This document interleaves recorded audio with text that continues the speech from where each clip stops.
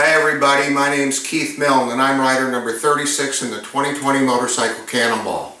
I live in the Santa Cruz area of California, which is also home to a few other notable cannonballers.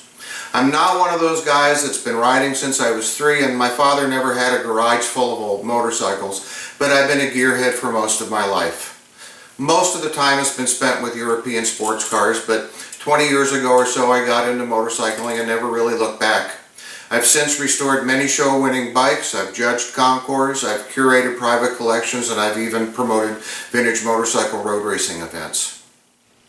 Up until now, my experience has primarily been with British and Italian motorcycles, and I've never owned anything earlier than 1950. So the idea of restoring a 100-year-old motorcycle to ride across the country was an intriguing challenge. I followed the Motorcycle Cannonball since the first one, and I've known several people that have participated, and they all said this is the event of a lifetime. So this year I entered the Motorcycle Cannonball in hopes of being accepted and went to Las Vegas looking for a bike to buy. A lot of guys seem to be having success with Harley JDs, and since I knew nothing about old antique motorcycles, this was first on my list. There were several to choose from, but I didn't want anything that was restored since I knew I was going to go through the entire motorcycle. I ended up with this bike.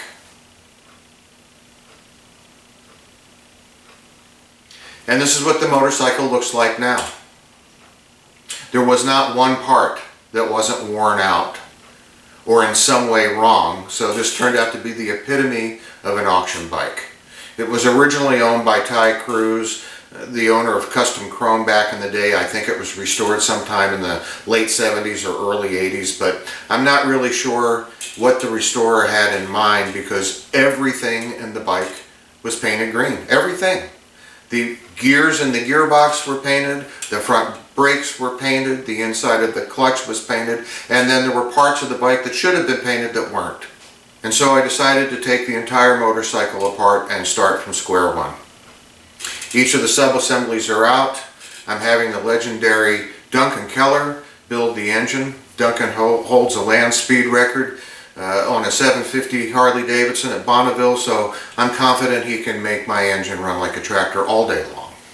I wanted to get started on this project early because even though September 2020 is still over a year away, it's really not that far, especially when you're doing a restoration like this and still need time to shake down the motorcycle for a cross-country ride.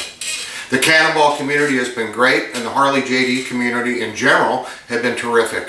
John at Sagebrush, Rob at Retrocycle, Tom at Replicant Metals have all been a great source of information, parts, and service, and I can't say enough about them.